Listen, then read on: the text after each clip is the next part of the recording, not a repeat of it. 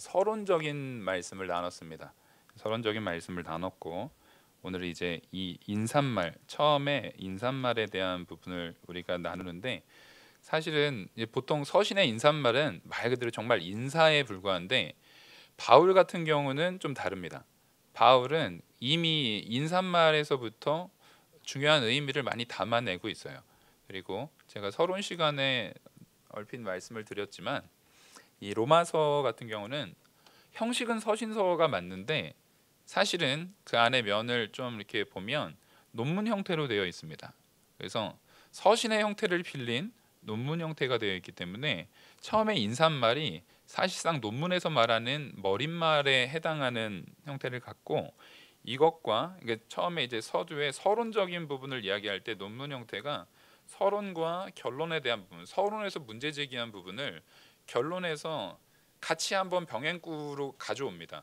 문제 제기에 대한 부분에 아이디어를 낸 것을 결론적인 부분에서 다시 그것이 이렇게 어떠한 아이디어에서 어떻게 이루어진 것이다라는 것을 맺은 말 가운데 결론적으로 나타나거든요. 그래서 사실상 서론에 대한 부분을 잘 이해하면 이 결론에 대한 부분과 이게 상당히 병행구로 되어 있습니다.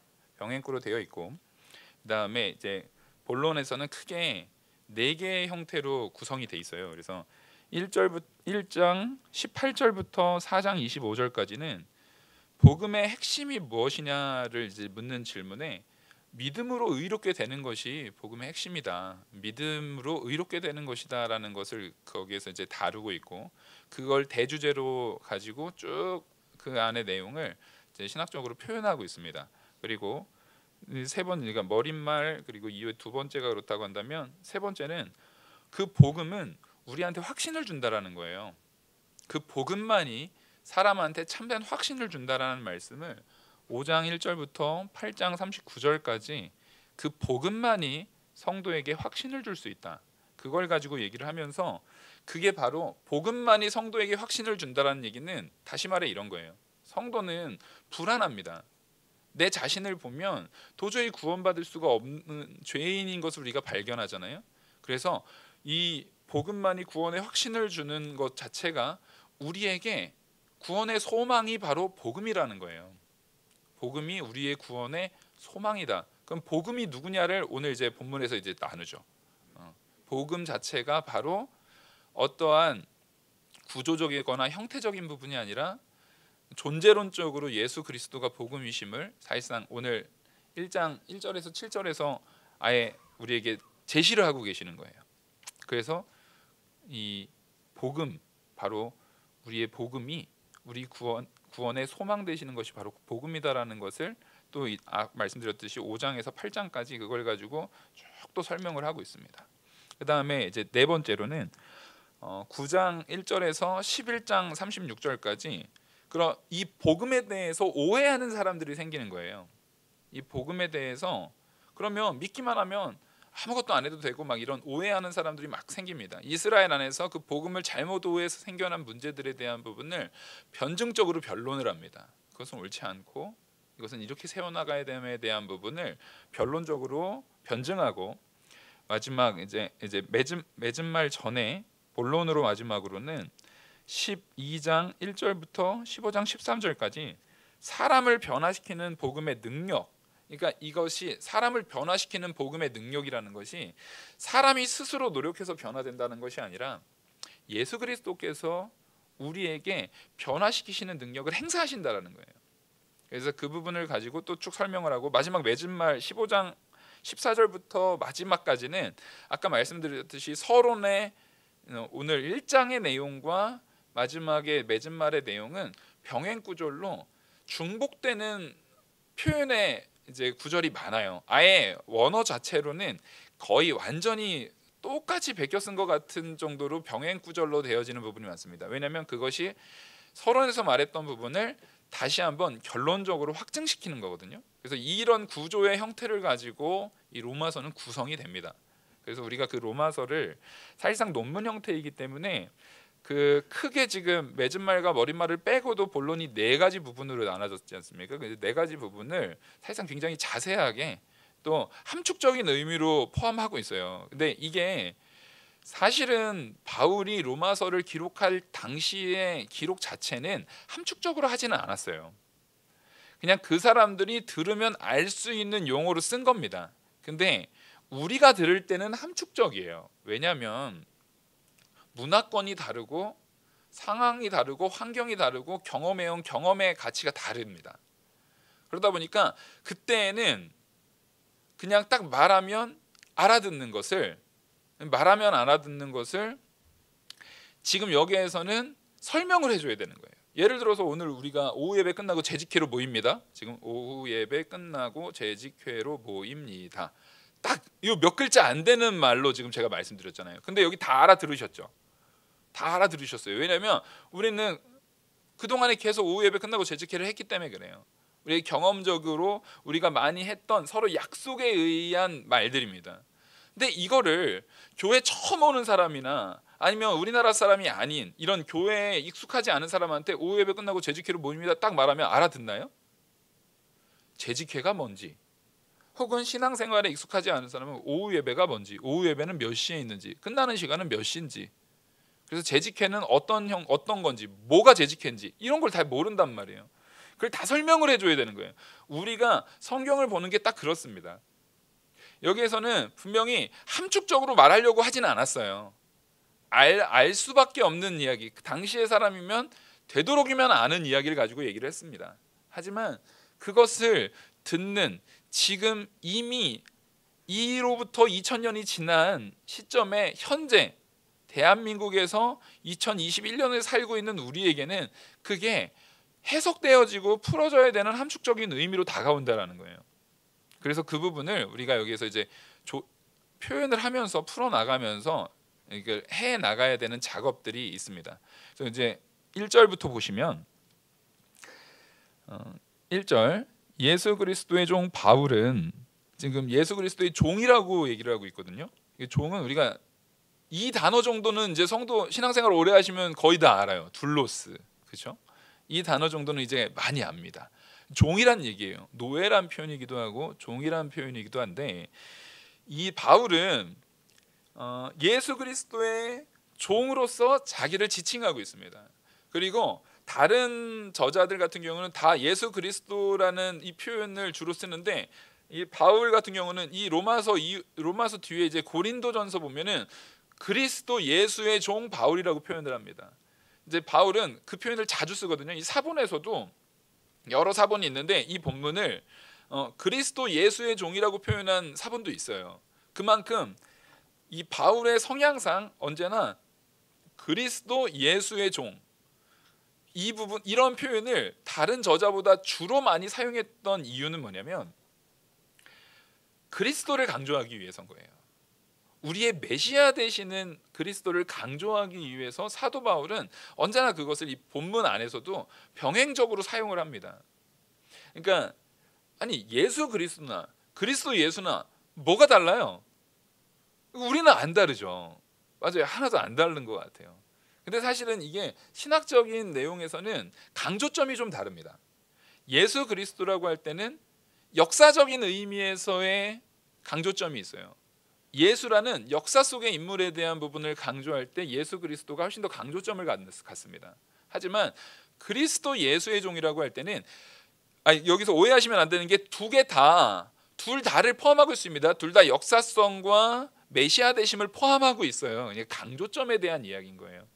그래서 이 사도 바울은 특별히 예수 그리스도와 연합됨 혹은 예수 그리스도의 종된 자로서 내가 예수 그리스도를 섬기는 자리에 대한 표현을 할 때는 예수 그리스도, 우리의 메시아 되신 그 가치를 굉장히 강조하는 그 문학적 특징을 보이기 때문에 지금 설명을 드리는 거예요. 그래서 이 그리스도의 종 바울이다라고 말할 때 이 종에 대한 해석이 또 굉장히 다양해요. 종에 대한 해석을 너무나 다양하게 합니다. 어떻게 하냐면 이 종이 말 그대로 높은 예수 이론이라는 부분이 있거든요. 들어도 생소하시죠? 그게 뭐냐면 우리가 비서관을 하고 종을 하는데 내가 섬기는 그 주인이 되게 높아요. 예를 들어서 군대로 따지면은 그 군인의 이제 그 사단장이라든가 군단장이라든가 이 참모총장이라든가 이런 분들을 옆에서 이렇게 서포트하기 위해서 당번병이라고 이제 병사들이 이렇게 서포트하는 게 있거든요. 운전도 하고 사실상 비서처럼 이렇게 활동을 하는 거예요. 근데 이 사람은 사병에 불과한데도 불구하고 내가 모시는 분이 막 별 4개고 막 별 3개고 그러면은 다른 사람들이 대할 때 함부로 대할 수 있습니까? 함부로 못 대합니까? 함부로 못 대해요. 함부로 못 대해요. 굉장히 친근하게 자기보다 계급이 훨씬 높은 사람인데도 불구하고 되게 친근하게 대한다거나 좀 조심스럽게 대한다거나 하는 부분들이 있어요. 이거는 어디나 마찬가지예요. 어디나 마찬가지예요. 이게 바로 뭐냐면 내가 섬기는 주인의 이 권위가 높으면 높을수록 그 섬기는 종의 가치도 같이 높아지는 거예요. 그래서 이게 높은 그리스도론에 대한 표현, 그러니까 신학적인 표현으로는 그렇게 표현을 하거든요. 그거는 굳이 뭐 모르셔도 상관은 없어요. 그러니까 예수 그리스도가 높기 때문에 바울이 스스로를 종으로 지칭했지만 사실은 굉장히 낮은 것보다는 많은 능력과 권위가 있음을 상징적으로 표현하고 있다라는 해석을 해요. 이것도 맞는 말입니다. 틀린 말이 아니에요. 근데 거기에다가 딱 그것만 하게 되면은 이게 종이에요? 종이 아니에요? 말은 종인데 종은 아니잖아요. 그래서 여기에는 언제나 무슨 의미가 같이 함축되냐면 그럼에도 불구하고 비천하고 낮아지는 자리에 비천하고 낮은 형태 오직 그 모든 생사가 누구에 의해서 좌지우지되는 낮은 자리라는 거예요? 주의에 의해서 그 생명까지도 모든 것이 좌지우지되는 위치에 놓여져 있는 두 가지 의미를 같이 포함하고 있는 겁니다. 물론 우리의 주인 되시는 예수 그리스도께서 사랑과 은혜와 긍휼로 우리를 품으시기 때문에 우리는 참 그 은혜 가운데 누려요. 예수님께서 우리를 함부로 대하지 않아요. 종이라고 막 우리를 막 학대하거나 폭력을 가하거나 우리를 부당하게 죽이거나 하지 않아요. 하지만 그럼에도 불구하고 우리는 예수 그리스도 앞에 언제나 낮은 자로서 서 있는 겁니다. 그래서 여기에서 예수 그리스도의 종 바울이라는 말은 우리가 구약 성경에 보면 여호와의 종 모세는, 여호와의 종 다윗은, 여호와의 종 여호수아는, 여호와의 종 엘리야는 많이 들어본 표현이잖아요. 이 표현과 정확하게 같은 표현으로 이 부분을 우리는 이해하고 해석합니다. 그럼 무슨 얘기냐? 지금 이 로마서에서 사도 바울이 예수 그리스도의 종 바울은 이라고 말했던 이 표현의 방식은 구약에서 가져왔다라는 거예요. 모세가 여호와의 종 모세다라고 말했던 그 표현을 가져온 거예요. 여호수아가 여호와의 종 여호수아라고 말했던 그 표현을 가져온 거예요. 여호와의 종 다윗이라고 말했던 표현을 가져온 거예요. 구약의 그 선지자들, 많은 선지자들이 다 그렇게 얘기를 했습니다. 뭐 이름을 다 나열할 필요 없이 그 선지자들은 다 누구의 종으로서 자기를 지칭합니까? 여호와의 종으로서 선지자들 자신의 이름들을 지칭했듯이, 그리고 특별히 모세와 여호수아와 다윗 같은 경우는 지도자였지만 그들도 여호와의 종으로서 자기를 지칭하는 것처럼 지금 같은 맥락에서 이걸 가져왔다라는 거예요. 그러니까 여기에서는 여호와의 종으로서 모세나 뭐 엘리야나 다윗이나 여호수아가 지칭했을 때 그 앞에 자기를 어떻게 합니까? 완전히 낮춥니다. 완전히 낮춰요. 모세가 하나님 앞에 나아갈 때는 신발을 벗습니다. 그런 것처럼 자신을 완전히 낮추는 자리로 가는 것을 지금 여기에서 그 구약 성경에 나오고 있는 그 구절을 여기에 차용하고 있는 거예요. 여기에서는 또 하나의 의미가 있죠. 바로 앞에서 말했던 여호와의 종이다라고 말할 때 그 여호와를 지금 예수 그리스도의 종 바울은이라고 말할 때, 예를 들어서 모세를 예를 든다면 모세와 바울이 같은 자리에 있는 겁니다. 그러면 누구와 누가 같은 거예요? 여호와와 예수 그리스도가 같은 자리에 있는 거예요. 이건 다분히 의도된 표현입니다.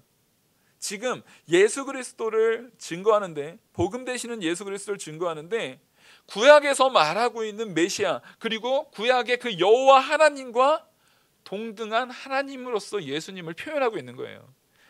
우리 지금 아직 1절에 한 기절도 안 나갔는데 여기에 이렇게 많은 의미가 있어요. 참, 그러니까 성경이 귀한 거예요. 그러니까 이 부분이 그들이 예수 그리스도의 종 바울은이라고도 말을 할 때는 그렇지, 이 바울에 대한 부분이 충분히 그 유대 히브리적인 표현에 있어서는 이거는 여호와의 종 모세는 그런 구약 시대에 나타났던 그 표현들을 차용해서 가져오고 있네, 관용적으로 가져오고 있네. 우리가 흔히 농담 같은 거 할 때, 흔히 대화할 때 되게 익숙한 말을, 되게 유명한 말을 가지고 그거에 라임을 맞춰서 그거하고 비슷한 어구로 표현하는 것과 비슷한 방식의 표현인 거예요, 이게. 그래서 이 바울은 자기가 하나님 앞에, 하나님 되시는 예수 그리스도 앞에 얼마나 낮은 자인 것을 설명함과 동시에 나의 주인이 하나님이심으로 내가 하는, 종으로서 하는, 내가 하는 사역, 지금 복음을 증거하고 우리의 주인 되시는 예수 그리스도를 증거하는 그 사역 자체는 결코 뭐하지 않음을요?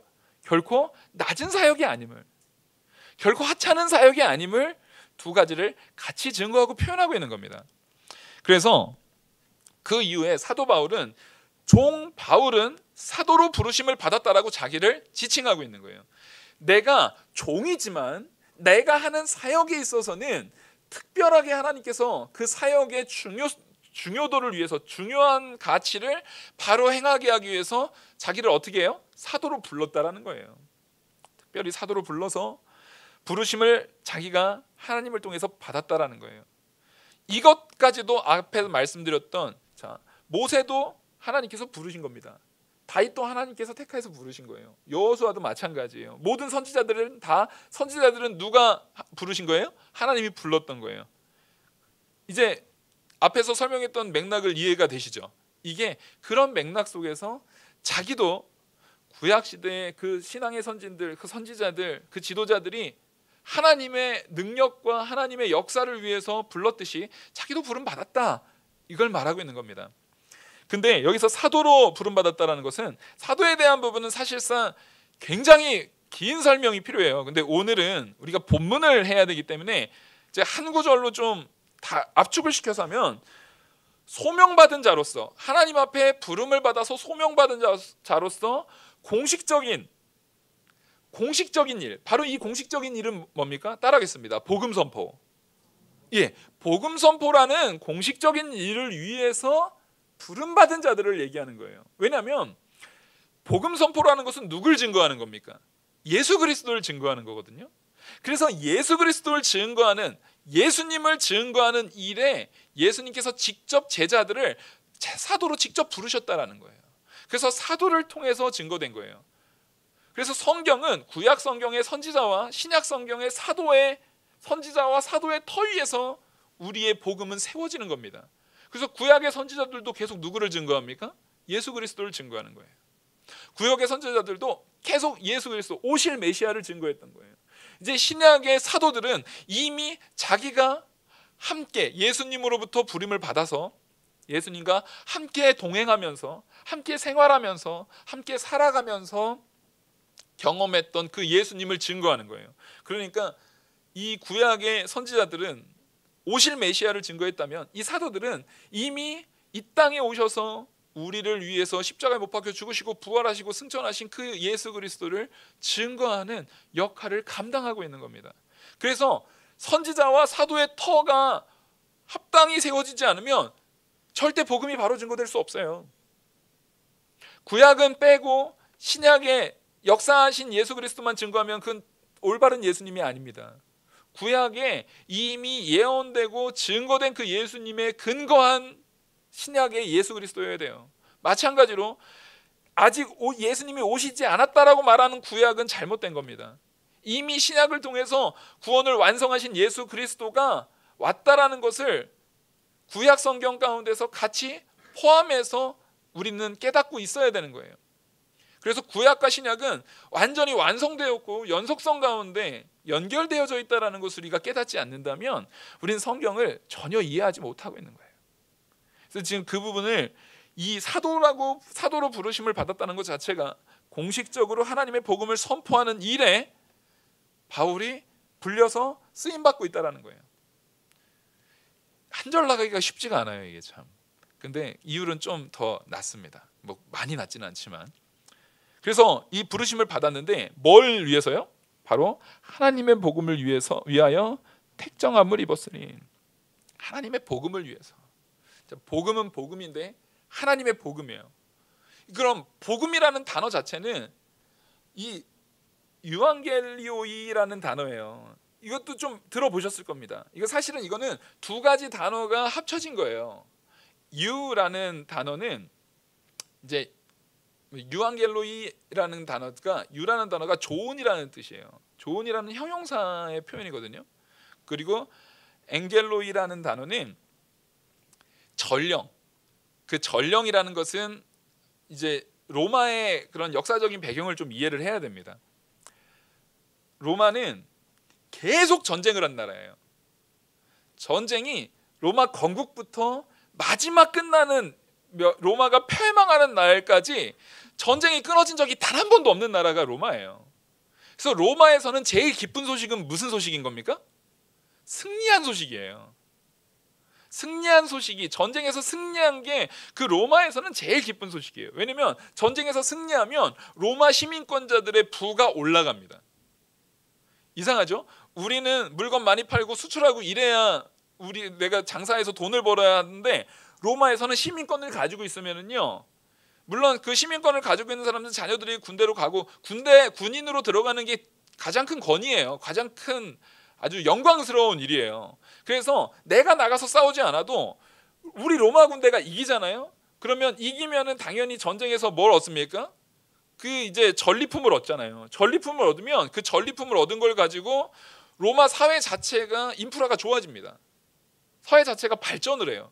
그리고 시민권자들은 그 인프라가 발전된 더 발전된 그 상황 가운데에서 노예들을 더 이제 다스리고 살 수 있기 때문에 노예를 더 헐값에 더 많이 소유할 수 있게 되는 거예요. 전쟁에서 이기면 전리품과 노예들을 같이 소유할 수 있게 되는 거예요.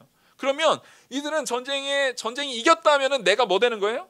지금보다 더 높은 권위, 더 부자, 더 좋은 환경에서 살 수 있는 것이 확정되는 거예요. 그래서 이것은 아주 기쁜 소식이라는 거예요. 그래서 전령이라는 것은 황제령에 의해서만 선포되게 되어 있습니다. 이거 전쟁이 이겼다 하면 황제한테 제일 먼저 보고가 가요. 그럼 황제가 이것을 로마 전역에다가 우리가 전쟁에 승리했다라는 소식을 전합니다. 그래서 이것을 우리가 이 복음을 복된 소식이라고 많이 들으셨잖아요. 그래서 이 전령이라는 표현이 어쨌든 소식을 전하는 뉴스라는 의미로 표현이 되는데, 사실은 뉴스라는 표현보다는 훨씬 더 복잡한 표현입니다.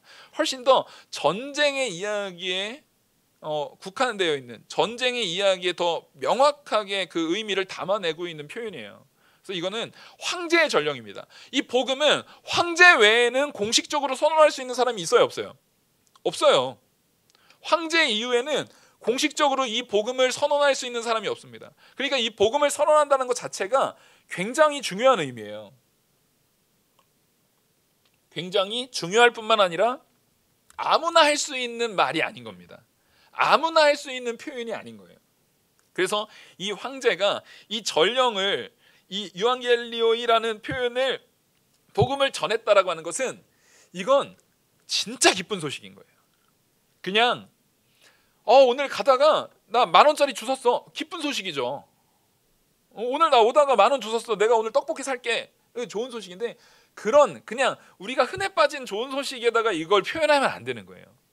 이거는 그 민족이라든가 그 국가라든가 그들의 모든 가치가 완전히 뒤바뀌는, 완전히 새롭게, 가치가 완전히 새롭게 형성되고 더 나은 가치로 완전히 변모되는 그런 것을 표현할 때 이 단어를 사용한 거예요.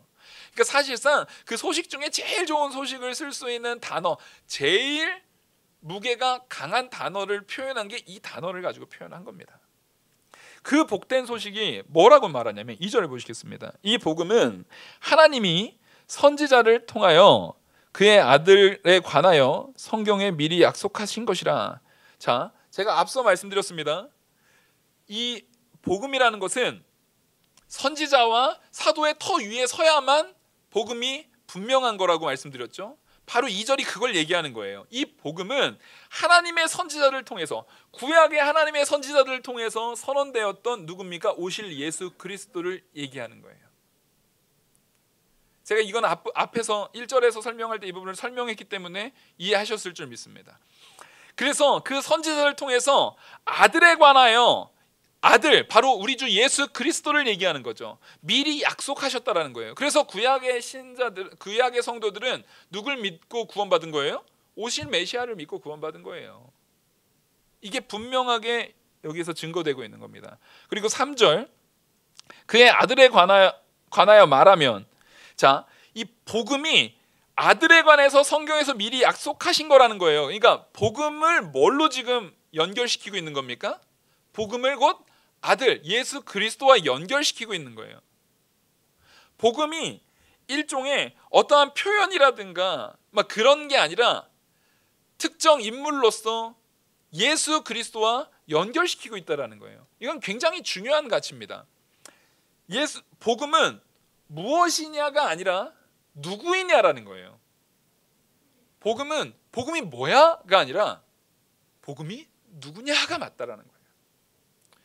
근데 이 복음은 거기에만 국한되지는 않아요. 그 이후에 3절을 보시면 그의 아들에 관하여는 육신으로는 다윗의 혈통에 나셨고 성결의 영으로는 죽은 자 가운데서 부활하사 능력으로 하나님의 아들로 선포되셨으니 곧 우리 주 예수 그리스도시니라. 자, 복음이 하나님의 아들에 대한 건데 그 아들은 바로 우리 주 예수 그리스도시라는 거예요. 근데 그 앞에 설명들이 있죠. 그 설명들이 바로 이겁니다. 육신으로는 다윗의 혈통에서 나셨다라는 것은 바로 하나님의 약속대로 오신 분이라는 겁니다. 기본적으로 예수 그리스도께서 하나님께서 메시아를 이 땅에 사람의 몸으로 보내시겠다라는 것을 하나님이 구약에 약속을 하셨어요. 그리고 그 약속은 반드시 누구의 혈통에서요? 다윗의 혈통에서 오시게 하나님께서 약속을 하셨습니다. 그래서 이 약속에 따라서 예수 그리스도는 다윗의 후손으로서 이 땅에 오십니다. 한 인격체로서 다윗의 후손으로 이 땅에 오시는 그 약속의 성취가 바로 복음 안에는 예수 그리스도라는 인격체로서의 약속의 성취가 그 안에 있다라는 거예요.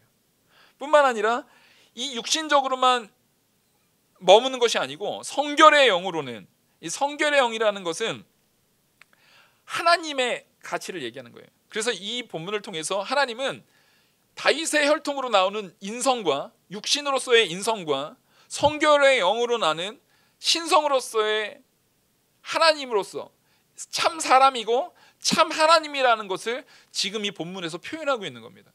그러니까 사실은 이게 인사말이라고 하기에는 인사말의 수준이 너무 높아요, 안 높아요? 인사말의 수준이 너무 높아요. 인사말이라고 하기에는 안에 내포하고 있는 의미의 가치가 너무 많아요. 근데 왜 이렇게 했을까요? 짧게 표현하는 가운데 많이 담아내기 위한 하나의 장치도 있었던 것 같아요. 그래서 이 서신을 보내고 나서도 이 바울은 서신만 떨렁 보내놓고 알아서 믿어 이렇게 하지 않았습니다. 로마를 가기를 굉장히 바랬어요. 그리고 자기가 가르쳤던 제자들을 로마에 자꾸 보냈어요. 보내서 이 부분을 지금 목사를 통해서 우리 성도님들에게 말씀을 전하고 이해시키고 해석하는 그런 일을 계속 했습니다. 그래서 이 내용을 통해서 여기에다가 예수 그리스도의 참 하나님이시고 참 사람 되심에 대한 부분을 여기 지금 아주 새겨 넣으려고 하는 거예요. 새겨 넣으려고 하는 거예요. 시작 전부터. 그러니까 시작부터 핵심적인 거, 복음, 하나님의 신성과 인성, 그리고 하나님의 언약, 이런 부분들, 이건 지금 신학적으로 논의만 하더라도 방금 나온 주제들만 하더라도 각각 하나씩을 공부해야 될 정도로 분량이 많은 내용이거든요. 근데 그걸 여기다가 팍팍팍 놓는 거예요. 지금 여기에서 그걸 다 해석하라는 얘기가 아닙니다. 이 이야기를 앞으로 뭐 한다? 다룬다는 거예요. 이 이야기를 다룬다는 거예요. 그렇게 해서 하나님의 아들로 이제 죽은 자 가운데서 부활하사 능력으로 하나님의 아들로 선포되셨으니 라고 할 때 우리가 여기서 오해하면 안 되는 것이 뭐냐면, 그럼 예수님은 그전까지는 하나님의 아들이 아니었다가 이 사건을 통해서 선포된 겁니까? 아니요, 그렇지가 않아요. 예수님께서는 원래 영원 전부터 하나님의 아들입니다. 하지만 이것은 메시아로서, 구원자로서의 능력, 사람의 몸을 입고 오셔서 우리를 구원하시는 구원자로서의 능력에 대한 부분을 다시 부여받은 것을 얘기하는 거예요. 그래서 이 부분을 예수께서 이제 십자가에서 이루신 그 모든 믿는 자를 구원하는 능력을 지금 얻게 된 거예요. 그래서 우리가 다음 주에 배우겠지만 16절을 한번 살짝 보시면 16절, 내가 복음을 부끄러워하지 아니하노니 이 복음은 모든 믿는 자에게 구원을 주시는 하나님의 능력이 됨이니라. 바로 복음이 예수 그리스도인데 그 복음을 부끄러워하지 않는 이유는 그 복음이신 예수 그리스도가 우리를 구원하는 뭐라는 거예요? 능력이라는 거예요. 그래서 예수 그리스도를 통해서 이제 우리가 예수 그리스도가 하나님의 아들로 선포된 것은 원래 하나님의 아들이신 예수 그리스도가 이제 우리를 구원하실 하나님의 아들로서의 메시아로 이 땅에 오셨음을 재확인시켜 주는 거예요. 그러니까 원래 아들이 아니었던 게 다시 선포되거나 그런 내용이 아닙니다. 사실상 영원 전부터 하나님의 아들이신 그리고 하나님이신 삼위일체 하나님이신 예수 그리스도, 바로 참 사람이고 참 하나님이신 예수 그리스도께서 우리의 메시아로서 이 땅에 오셨다라는 걸 선포하는 거예요. 그럼 이게 지금 얼마나 많은 얘기냐면 우리가 흔히 니케아 공의에서 얘기했던 삼위일체 하나님이 삼위일체론에 대한 부분이 여기에 이 구절에 지금 포함된 거고, 거기에다가 이후에 칼케돈 공의에서 나왔던 예수 그리스도의 신성과 인성에 대한 논의가 여기에 또 들어간 것이고, 또 이 부분을 절대 이단들이 나누지 못하게 하도록 이것이 예수 그리스도의 위치, 예수 그리스도라는 존재 자체가 복음 되심에 대한 부분을 땅땅땅 하면서 공언하고 있는 거예요. 이게 우리한테 이렇게 무겁게 선언하는 것은 당시에 그만큼 거짓 선지자들에 대한 공격이 어느 시대나 많습니다. 초대교회 때는 다 믿음이 좋고 되게 자유롭고 좋을 것 같지만, 오늘 우리가 새벽에 말씀 나눴던 것처럼 그 요한 1서가 기록될 당시에도 이단들이 너무 많았어요. 그 이단들에 대한 부분, 성경을 잘못 이해하고 잘못 가리키고 사람들을 속이는 그런 적그리스도와 같은 자들에 대해서 지금 여기에서 아주 경계를 주고 있는 겁니다. 이 경계는 그냥 단순한 경계가 아니에요. 정말 심각하게 우리가 믿어야 할 존재, 우리가 믿어야 될 복음이라는 것이 얼마나 분명한 존재로서 우리에게 있는지에 대한 부분을 확고히 세우라는 거예요. 그래서 그 복음이 바로 우리 주 예수 그리스도시라라고 4절에 확정을, 이제 말 그대로 방점을 딱 찍는 거예요. 그래서 2절부터 4절까지는 사실상 한 문장처럼 보이잖아요. 그 복음은 하면서 예수 그리스도시니라라고 한 문장으로 딱 보이잖아요. 사실은 이게 한 문장이 아니라 1절부터 7절이 한 문장이에요. 지금 한국말로는 이걸 나눠놓은 건데 원어로 보면은요 1절에서 7절까지가 한 문장입니다. 한 문장. 이게 굉장히 굉장히 긴 문장이죠. 사실은 이게 한 문장이에요. 그러니까 이게 전체가 지금 뭘 얘기하려고 하는 거예요? 복음을 얘기하려고 하는 거예요. 우리 주 예수 그리스도를, 복음으로서의 우리 주 예수 그리스도를 지금 얘기하려고 말하고 있는 거예요. 그래서 5절에 보시면 그로 말미암아 우리가 은혜와 사도의 직분을 받아 그의 이름을 위하여 모든 이방인 중에서 믿어 순종하게 하나니. 자, 그로 말미암아입니다. 예수 그리스도로 말미암아예요. 그러니까 예수 그리스도를 통하지 않고서는 이후에 나타나는 것들이 이루어질 수 있다는 얘기예요, 없다는 얘기예요? 하나도 안 이루어져요. 그러니까 우리는 예수 그리스도를 빼면 아무것도 아닌 존재가 돼버리는 거예요. 그래서 그로 말미암아 우리가 은혜와 사도의 직분을 받아, 자, 하나님의 은혜를 받은 겁니다. 하나님의 은혜를 받았다는 것은, 사도의 직분은요 믿는 성도에게 주어진 거죠. 이 사도들은 특별한 직분입니다. 아까 말했듯이 소명 받아서 공식적으로 하나님의 복음을 선포하기 위해서 부름받은 사도를 얘기하는 겁니다. 지금 그들은 근데 완전히 은혜 안에서 이 사도의 직분을 받아서 그의 이름을 위하여 모든 이방인 중에 믿어 순종하게 하려고 이 사도 바울을 따로 또 불렀다는 거예요.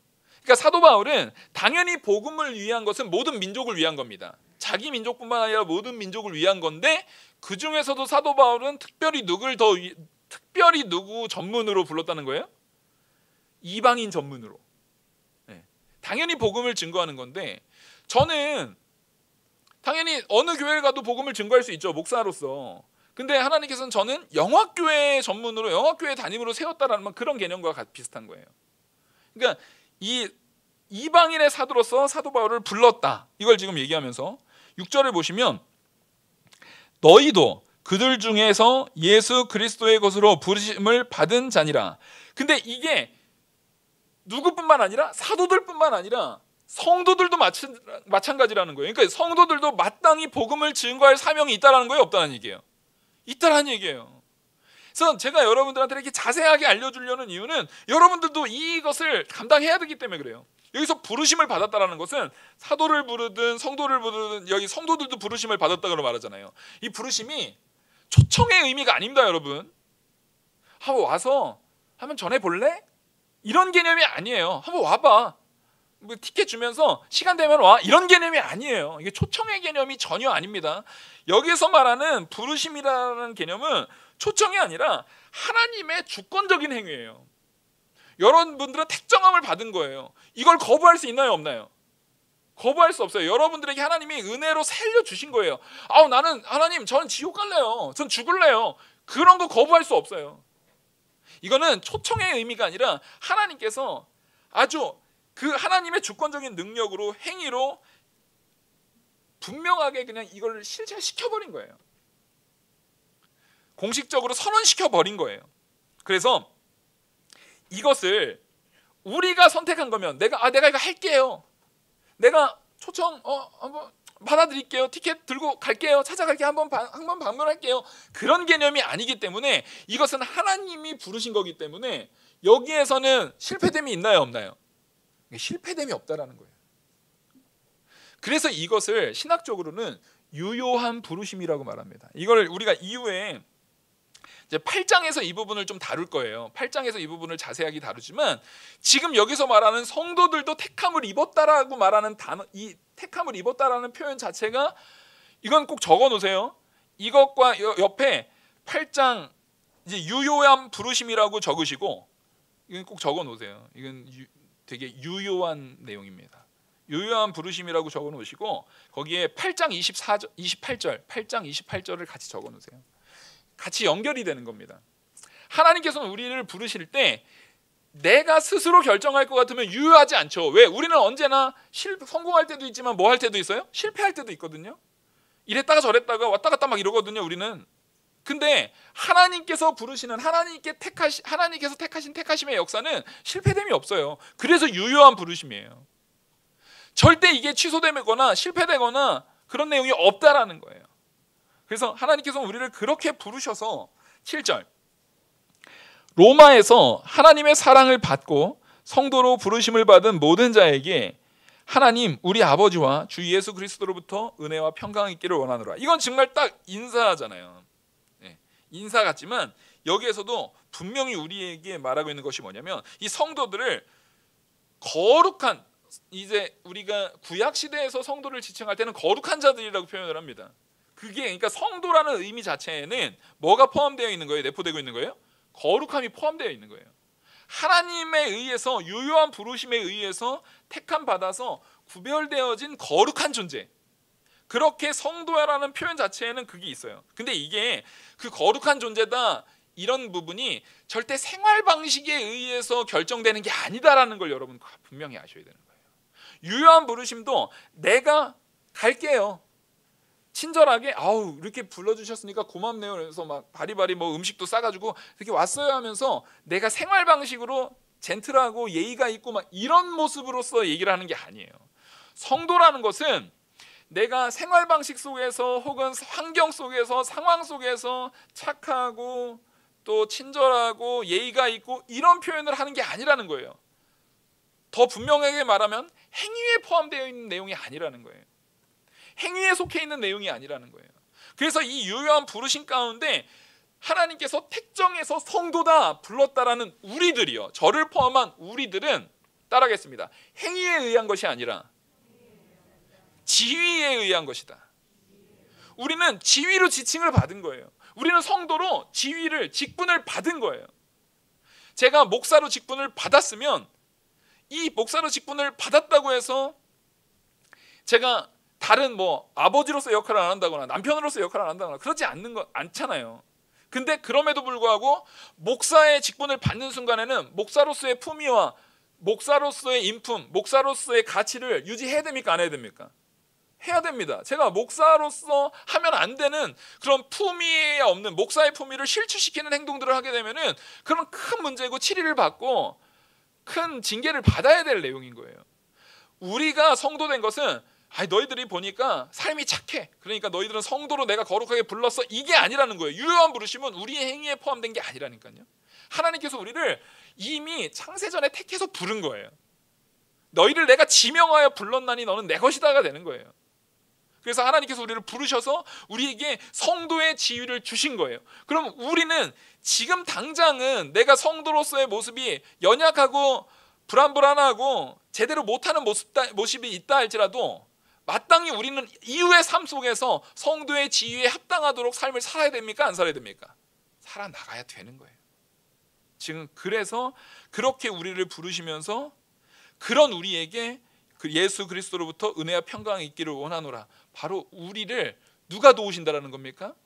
예수 그리스도께서 도우신다라는 거예요. 오늘 이제 인사말이지만 굉장히 많은 내용이 우리가 주어지고 있어요. 그래서 여기서 핵심적으로 여러분들이 절대 잊어서는 안 되는 것은 뭐냐면 결국엔 복음이라는 거예요. 복음이 곧 누구라는 겁니까?